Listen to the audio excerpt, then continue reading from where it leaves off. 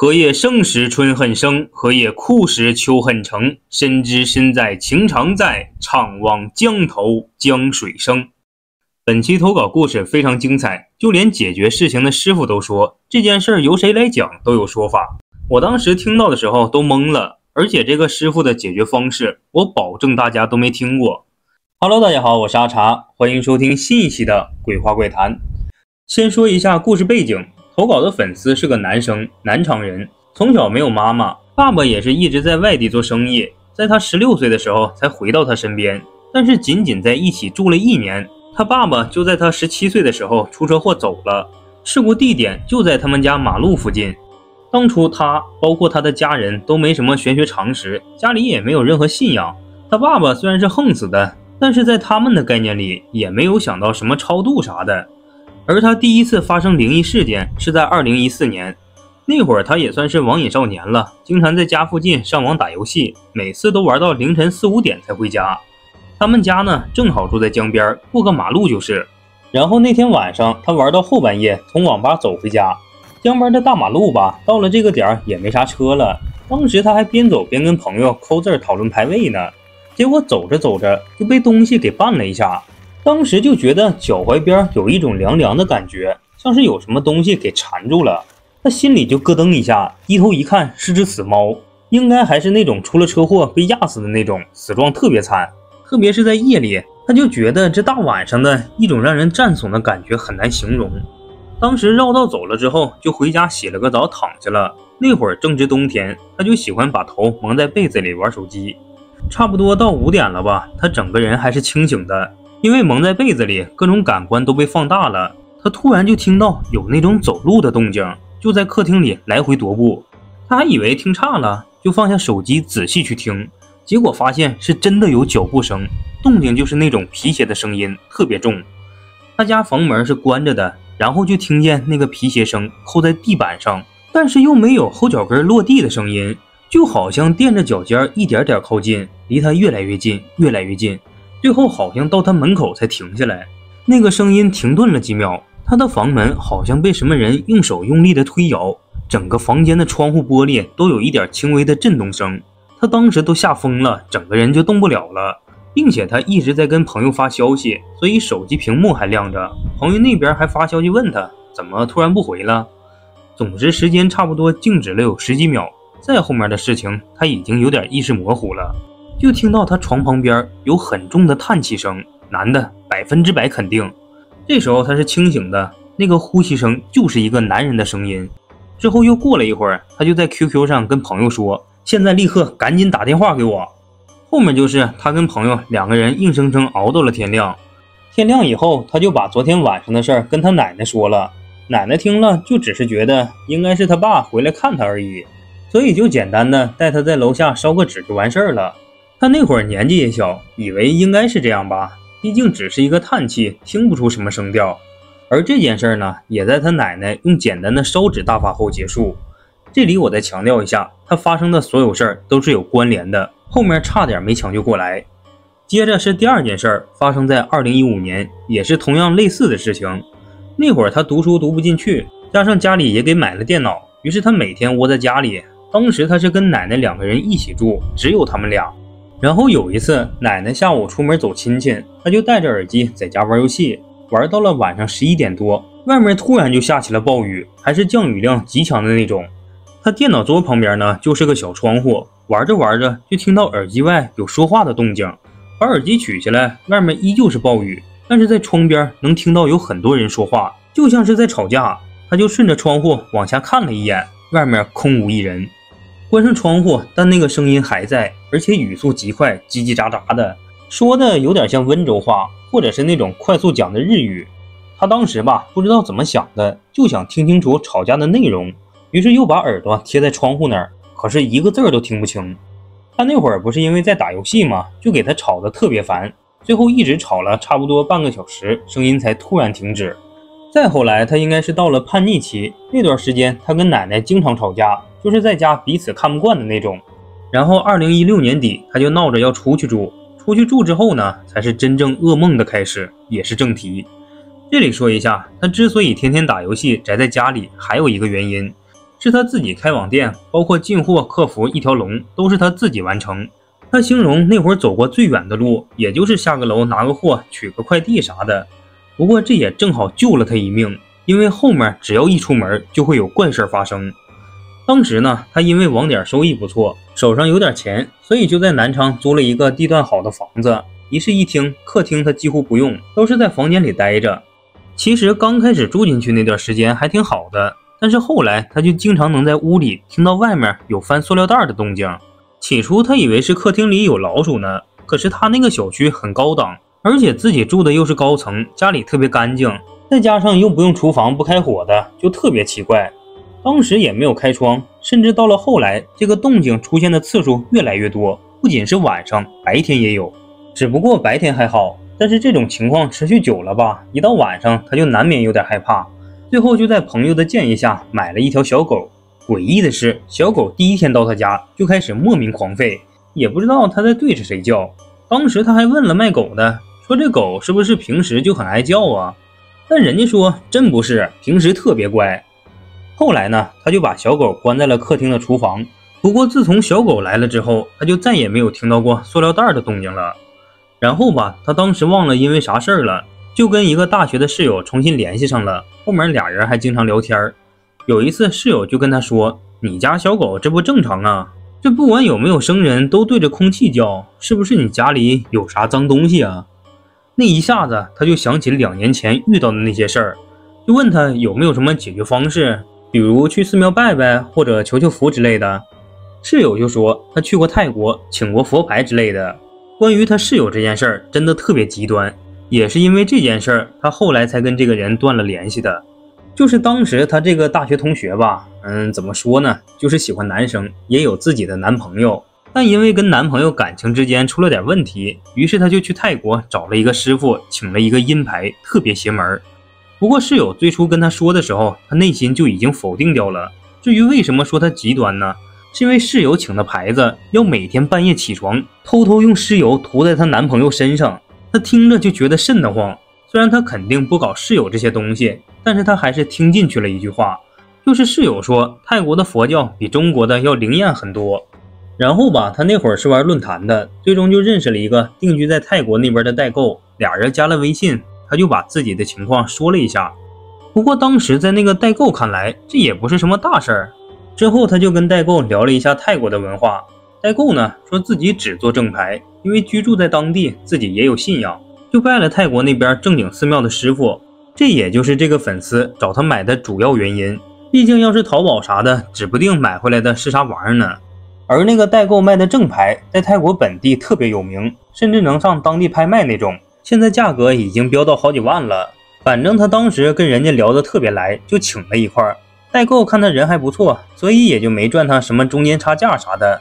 至于这个牌子也没啥讲究，就是同房的时候不能戴，算是一个禁忌。刚请回来后的1个月，他说真的效果特别明显。他不是做网店生意的吗？那期间疯狂爆单，还认识了很多本地对他帮助很大的朋友。但是人一狂就有灾，有次他过生日，晚上喝了点酒，跟女朋友同房就忘记摘了。醒来之后才发现佛牌还带着，但他也没觉得害怕。第一，牌子来路正规；第二，他觉得自己确实是无心之举，应该不会怪罪。就这样过了1个星期还是多久，具体的他忘了。他就开始每天晚上做噩梦，每天梦的内容都一样，是一条白色的蛇一直在追他，同一个内容连续梦了半个月。之后他就开始害怕了，每天晚上都强迫自己不睡，白天再睡，因为白天就没啥事儿。但是时间一久，人熬不住啊。结果就这么过了2个月，有一天他玩电脑，玩着玩着，整个凳子都湿了，起来一看全是血。就也不知道咋的，一摸才发现自己下面的小兄弟止不住的流血，而且主要是没感觉。因为正常你就算尿个尿啥的，你肯定提前有尿意啊，但他没有。不过这里我是有疑问的，毕竟不符合医学常识，但灵异又不能按照常理解释，反正投稿人是这么跟我说的。然后他当时出了这种情况，人都懵了，毕竟这不是小事儿啊。于是赶紧找东西先捂着，自己打车去了医院。等到了医院，他还有个迷之操作，他竟然没挂急诊，而是挂的泌尿科。排在前面的还有几个中年大叔，他就在后面等着。那帮人就说：“哎，你咋了？裤子上咋都是血呢？”后来还是因为前面的大爷在说，医生才透过人群发现他，并且当时就觉得不对劲儿了，就跟其他患者说今天先不接待了。随后那整个泌尿科一下来了好几个大夫，并且那个医生的态度特别恐怖，就问他你还有没有亲人，他说我没有。之后经过快速检查，医生就跟他讲了下，说你目前这个情况要是止不住血的话，肯定会威胁生命。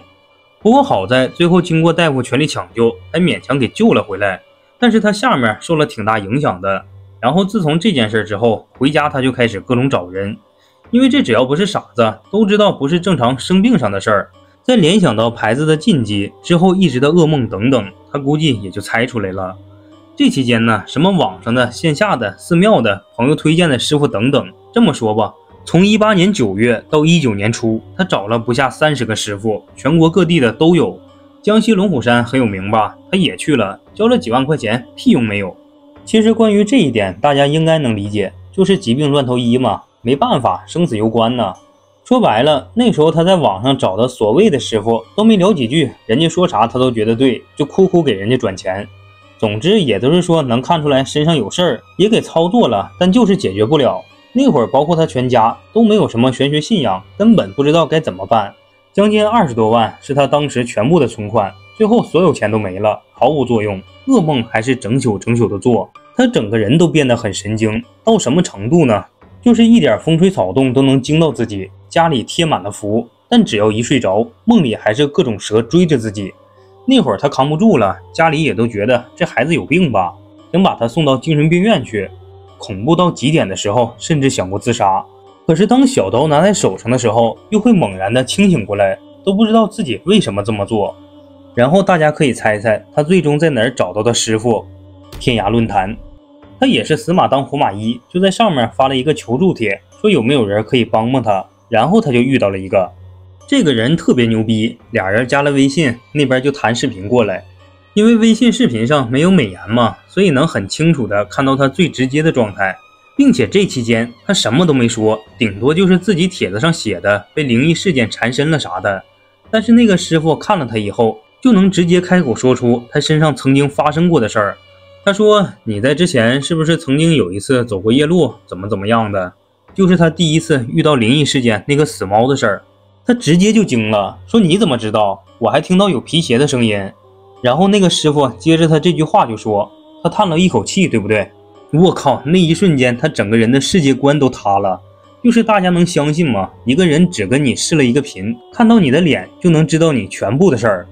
之后他就问怎么解决，那个师傅就说，我自己肯定帮不了你，但是我师傅可以，不过价格上不太便宜，得先交一半定金。最后俩人好友加了还不到3个小时，他就直接给转过去了一半。当时他俩定的是2019年2月份过去，那时候其实还在过年期间，但那个师傅说了不能再拖了，立马就订机票，而且还特意强调他说这个钱你已经转了，我希望你在路上不管发生什么事儿，不管有各种各样阻挠你的原因，你人一定要来到我这个地方。之后他就订了2张机票，自己跟女朋友的中午起飞。当天他还提前了几个小时到达机场，因为还要办理登机手续啥的，结果飞机晚点了10个小时，晚上才能飞。但这10个小时里的记忆他基本都忘了，还是他女朋友说的。女友说他在机场一直闹着要走，说要改签，并且他眼睛里也不知道怎么整的全是红血丝儿，期间还打了女朋友一巴掌。总之就是各种波折吧，最终才勉强到了师傅所在的城市，但是具体是哪里我不方便在视频里说。等到了第2天，那个论坛上的师傅就跟他的师傅一起过来了。师傅见到他的第一眼，原话就是你是我见过命最硬的，换了别人早就扛不住死了。关于这个师傅到底是哪个门派的，他到现在都不知道，而这个师傅解决的方法更是闻所未闻。反正师傅就让他盯着自己的眼睛，嘴里念了些咒语，盯了差不多10多秒吧，就让他闭上。他刚一闭上，脑袋里就出现了很多画面。第一个出现的画面是他爸爸，就看到他爸爸穿着一个特别破的灰色褂子，鞋底都没了，破破烂烂的一个人，就站在离他差不多10米的地方。然后他再睁开眼睛，那个师傅就说，你看到你爸了吧？所有事情的起因都是因为你爸。因为他上学的时候，他爸不是出车祸横死了吗？师傅就说，车祸死掉的人只要是横死，那么那个人就会一直留在那个地方，永远都出不去。师傅的意思是，你爸爸放心不下你，所以一直跟着，但你爸是横死又怨气极大，这就导致你爸跟着一个阳气很足的人，久而久之你的阳气也会衰弱。还有他第一次遇到了灵异事件，那个皮鞋男不是他爸，而是另一个恶鬼。这里师傅还给他科普了一下，说其实所有的鬼缠着人都不是什么人都可以缠的，恶鬼只能缠着一种，就是这种人的命格，他的一生中一定有重大灾难发生才行。因为其实那些恶鬼就像在一个圆圈里，他们看不到周围的事儿，永远都站在那个他们死的地方。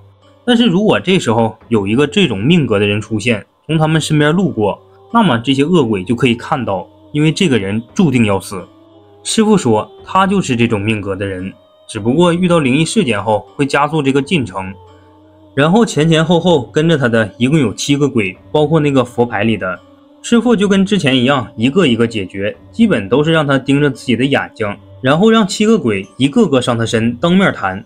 到了佛牌的时候，他说一闭上眼睛，真的是从脚趾到脑袋逐渐冰凉，接着他就看到了一个小孩，那个男孩跟咒怨里长得基本一样，他整个人都在发抖，止不住的抖。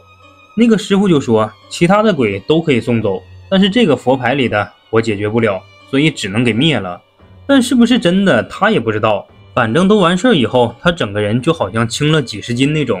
不过直到现在，虽然那个师傅处理后，他确实没再遇到过什么灵异事件了，但是他缺失了很多记忆，不是一瞬间丢的，就是时间久了，有些记忆就慢慢消失了。后面他也问过师傅是咋回事，师傅就说是正常情况，还说那些年很多时候他喜欢吃的喜欢玩的都不一定是他自己真正喜欢的。而事情呢到这里就结束了，可以说真的是很诡异的亲身经历。在我看来，他能得到解决也是运气，因为能遇到真懂的师傅本身不就是靠缘分吗？好了，这就是本期的所有内容啦。如果有喜欢的小伙伴，还请多多3连支持一下。如果有相关经历的，可以后台直接私信阿茶。我们下期再见，拜拜。